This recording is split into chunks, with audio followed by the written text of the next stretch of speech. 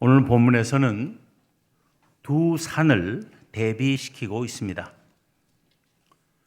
18절부터 21절에서는 그 이름을 명시하지는 않았지만 신의 산을 말하고 있는 것이 분명합니다.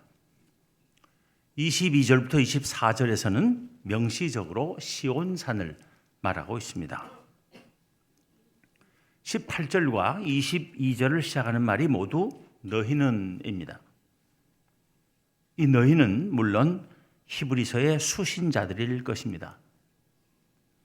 18절, 19절에서는 너희는 무엇 하는 곳에 이른 것이 아니라 하고 22절부터 24절에서는 그러나 너희가 이룬 곳은 무엇이니라 합니다.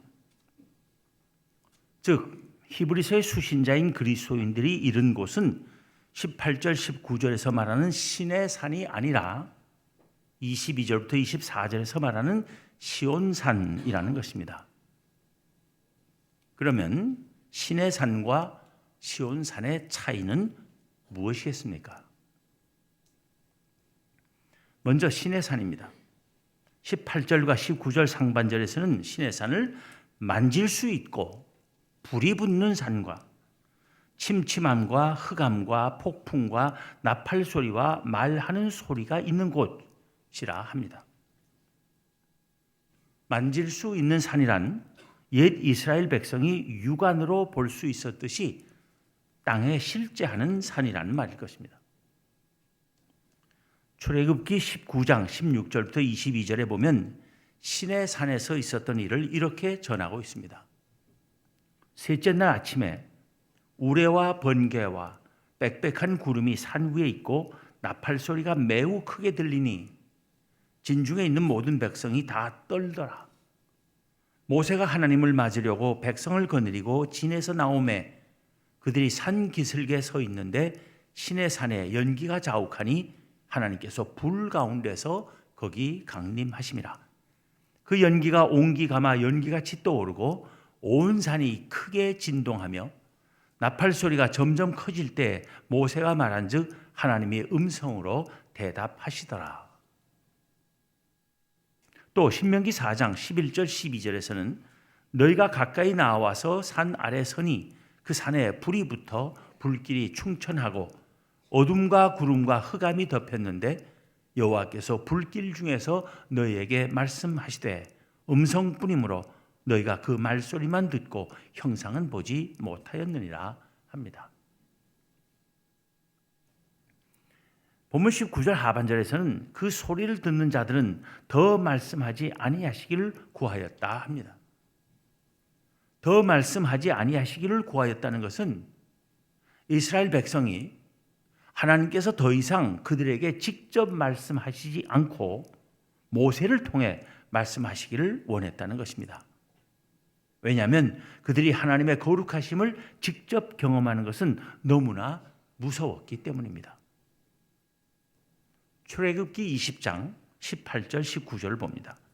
뭇 백성이 우레와 번개와 나팔 소리와 산의 연기를 본지라 그들이 볼 때에 떨며 멀리 서서 모세에게 이르되 당신이 우리에게 말씀하소서 우리가 들으리이다. 하나님이 우리에게 말씀하시지 말게 하소서 우리가 죽을까 하나이다. 또 신명기 5장 22절부터 27절에서는 이제 우리가 죽을 까닭이 무엇이니까 이 큰 불이 우리를 삼킬 것이요 만일 우리가 우리 하나님 여호와의 음성을 다시 들으면 죽으리라. 육신을 가진 자로서 우리처럼 살아계시는 하나님의 음성이 불 가운데서 바람을 듣고 생존한 자가 누구니까?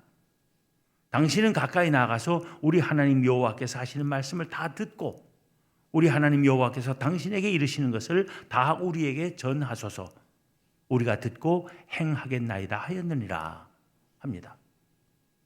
이스라엘 백성들이 하나님이 너무 무서워서 하나님의 말씀을 직접 듣는 것조차 감당하기 힘들었다는 것입니다.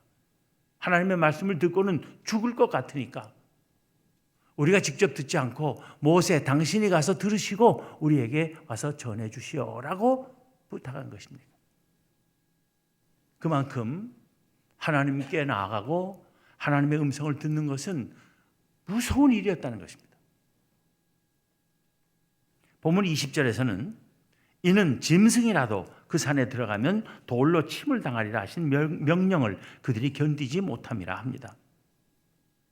출애굽기 19장 12절 13절에 보면 너는 백성을 위하여 주위에 경계를 정하고 이르기를 너희는 삼가 산에 오르거나 그 경계를 침범하지 말지니 산을 침범하는 자는 반드시 죽임을 당할 것이라.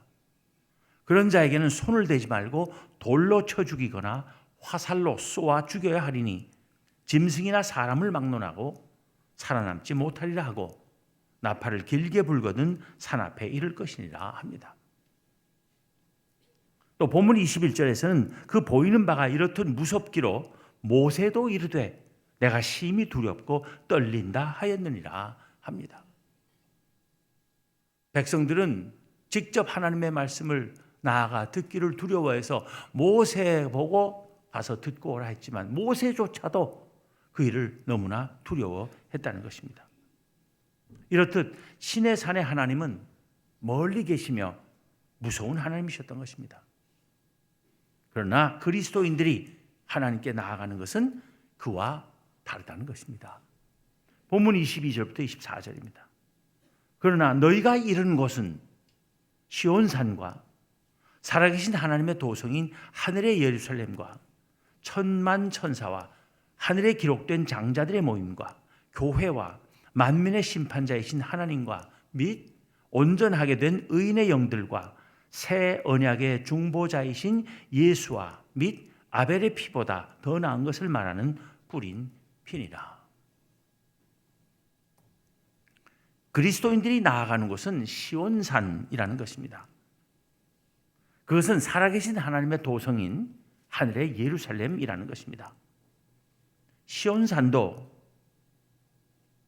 오늘날까지 만질 수 있게 실지 않은 산입니다. 이스라엘에 가면 예루살렘에 시온산이 있습니다. 그러나 여기서는 손으로 만질 수 있는 산과 대비시켜서 하나님의 도성인 하늘의 예루살렘과 거기에서 하나님과 함께 거하는 백성, 곧 완성된 교회를 가리킵니다. 시온산은 또 천만 천사와 하늘에 기록된 장자들의 모임을 가리킨다는 것입니다. 하늘에 기록되었다는 말은 구원을 받도록 정해진 사람들은 생명책에 기록되어 있다는 뜻입니다. 다니엘서 12장 1절에 보면 그때 내 민족을 호위하는 큰 군주 미가엘이 일어날 것이요 또 환란이 있으리니 이는 개국 이래로 그때까지 없던 환란일 것이며 그때 내 백성 중 책에 기록된 모든 자가 구원을 받을 것이라 합니다. 예수님께서도 그러나 귀신들이 너희에게 항복하는 것으로 기뻐하지 말고 너희 이름이 하늘에 기록된 것으로 기뻐하라 하셨습니다. 사도 바울도 빌립보서 4장 3절에서 쓰기를 또 참으로 나와 멍에를 같이 한 내게 구하노니 복음에 나와 함께 힘쓰던 저 여인들을 돕고 또한 글레멘도와 그 외에 나의 동역자들을 도우라. 그 이름들이 생명책에 있느니라 했으며 요한계시록 3장 5절에서는 이기는 자는 이와 같이 흰 옷을 입을 것이요 내가 그 이름을 생명책에서 결코 지우지 아니하고 그 이름을 내 아버지 앞과 그의 천사들 앞에서 시인하리라 합니다. 즉 우리 그리스도인들이 나아가는 것은 구원받은 백성들이 모여있는 그곳이라는 것입니다. 시온산이 하늘에 기록된 장자들의 모임이라는 말은 장자들만 구원받는다는 뜻이 아닙니다. 제가 차남인데 그렇게 되면 안 되죠. 율법에 따라 이스라엘 백성에게 있어서 장자에게는 다른 형제들과 달리 유산을 2배로 받는 특권이 주어진 것은 사실입니다. 무엇보다도 장자는 하나님께 특별히 드려진 존재였습니다.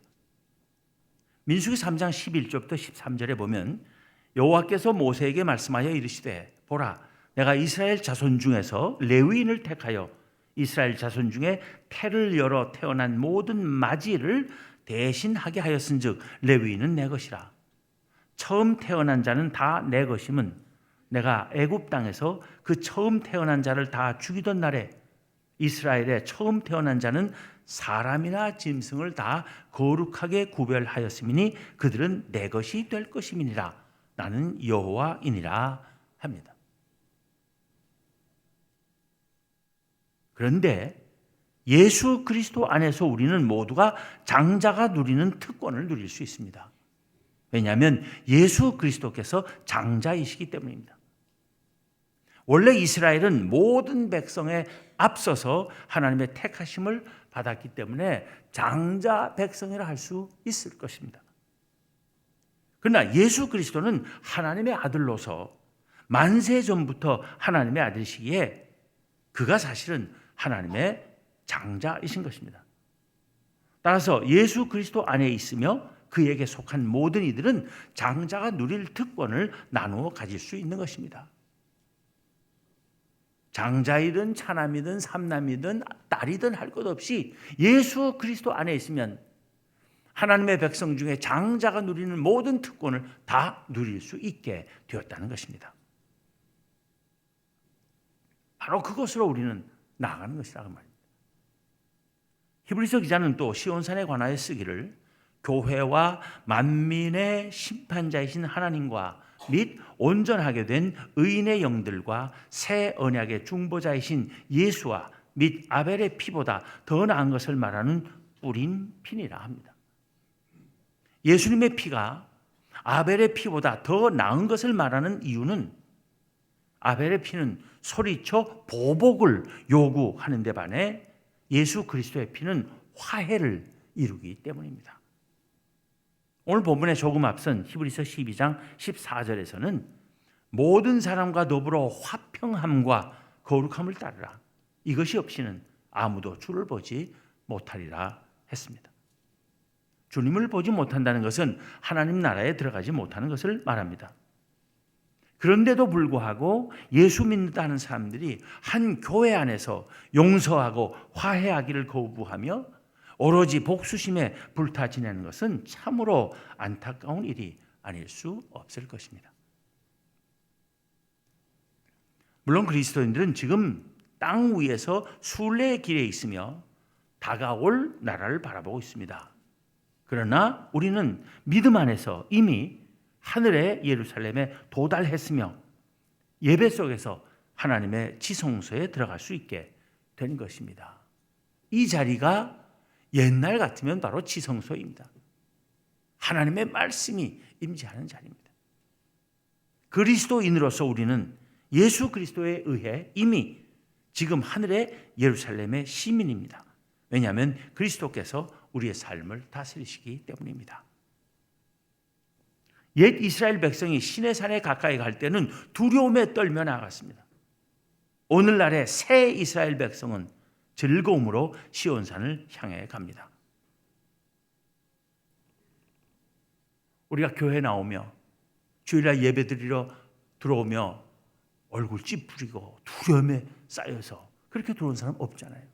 기쁨과 감사함으로 환히 밝은 얼굴로 은혜 받으려고 들어오지 않습니까? 예수 그리스도께서 만드신 차이입니다. 옛 이스라엘 백성은 두려움에 떨며 하나님께 나갔을지 몰라도 우리는 기쁨으로 하나님께 나갈 수 있게 되었다는 것입니다.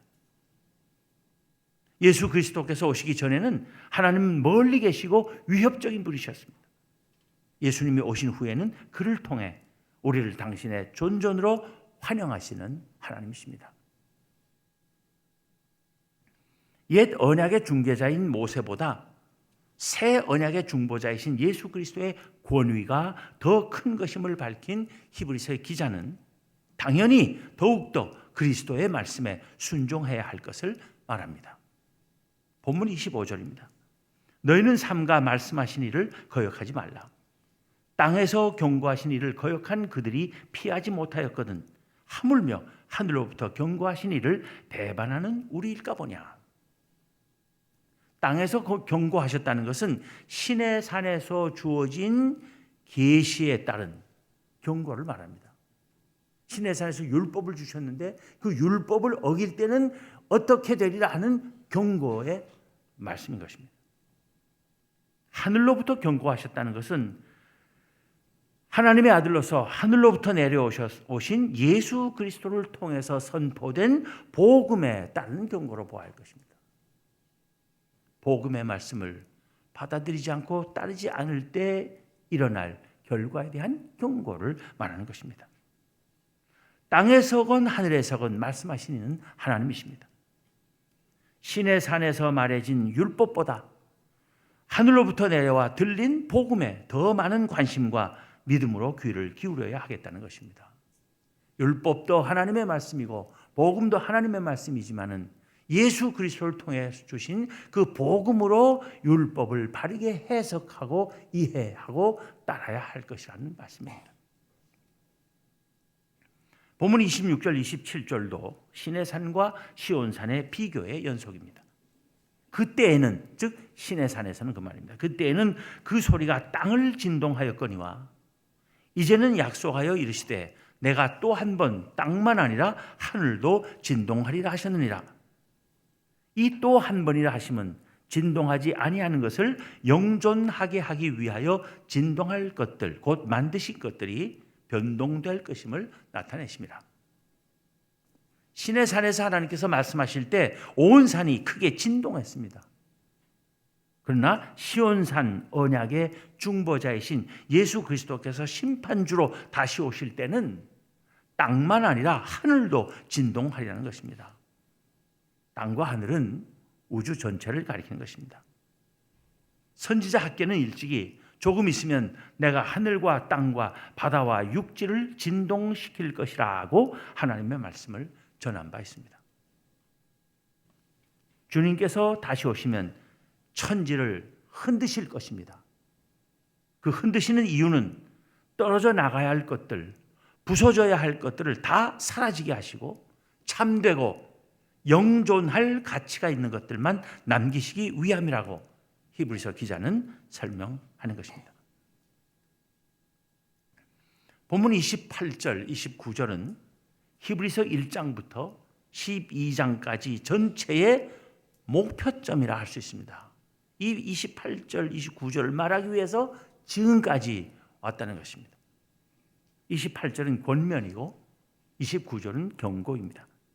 그러므로 우리가 흔들리지 않는 나라를 받았은즉 은혜를 받자.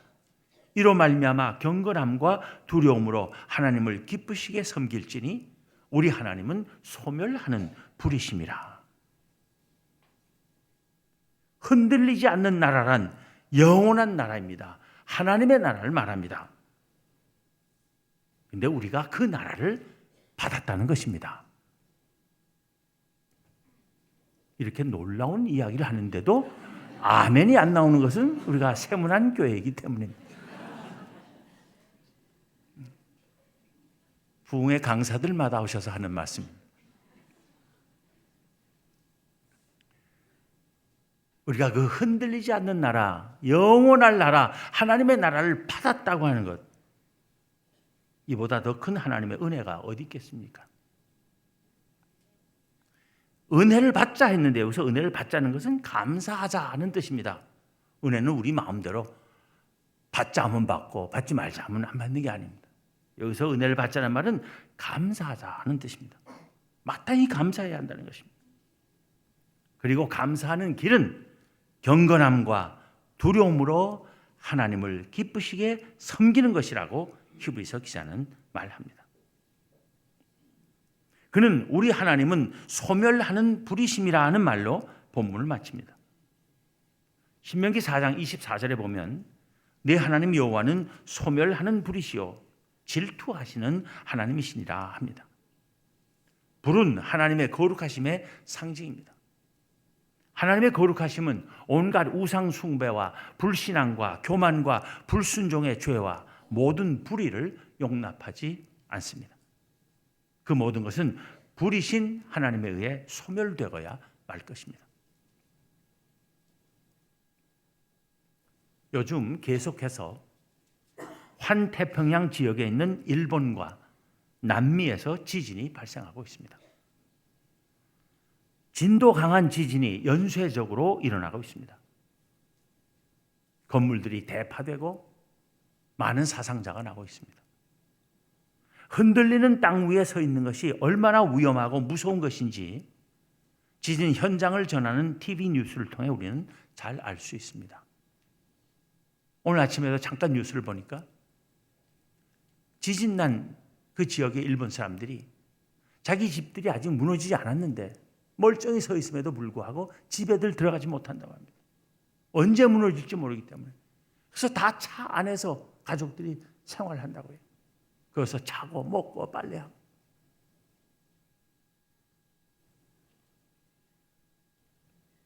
그렇지만 지진이 난 나라나 지방의 땅만 흔들리는 것이 아닙니다. 지금 이 세상은 온통 다 흔들리고 있습니다. 이슬람 테러 집단에 의해 세계의 평화와 안녕이 흔들리고 있습니다.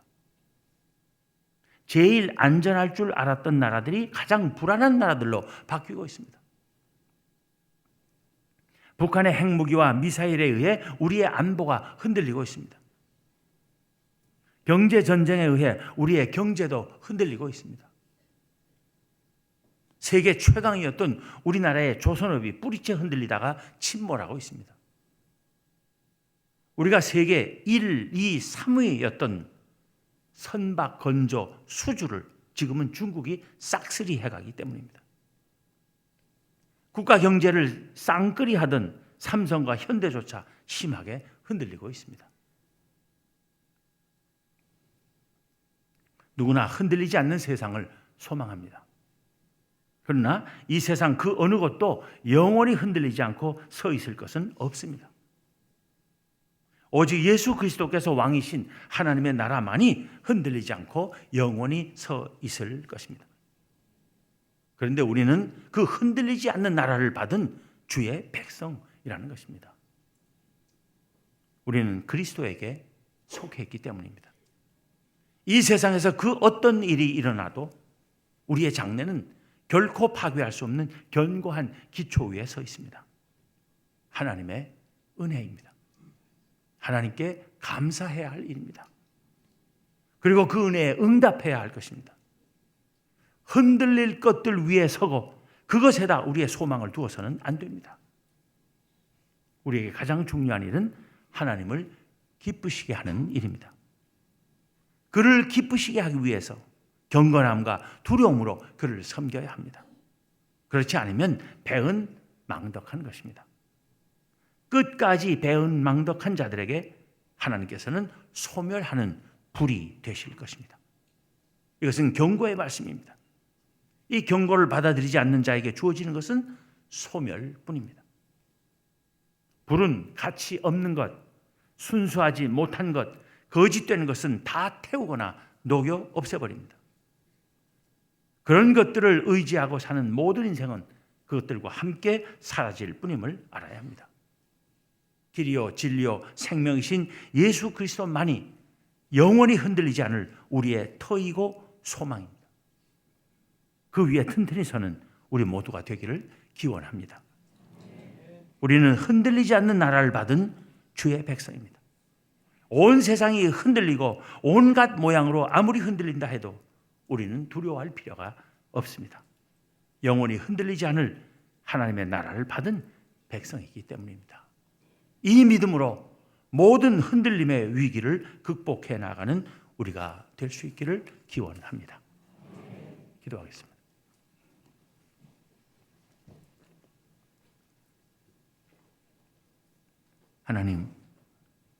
하나님과 하나님의 말씀과 하나님의 나라만이 영원히 흔들리지 않을 진리임을 저에게 다시금 깨우쳐 주심을 감사합니다.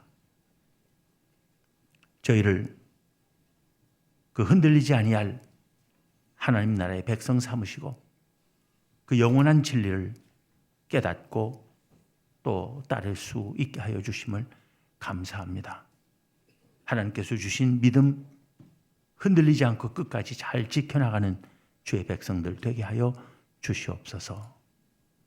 세상 헛된 것, 흔들릴 것, 다 사라질 것들에 관심을 기울이고 소망을 두르며 또 그것을 찾아 헤매는 어리석은 백성 되지 않도록 저희들을 붙들어 주시고 주장하여 주시옵소서. 흔들릴 것들을 바라보며 그것들을 잡으려 나아가고 또 그러면서 불안과 공포에 떠는 세상 사람들에게 나아가 영원히 흔들리지 않을 하나님, 그의 말씀, 그의 나라를 전하며 증언할 수 있는 저희의 삶이 되게 하여 주시옵소서. 우리 주님 예수 그리스도의 이름으로 기도하옵나이다. 아멘.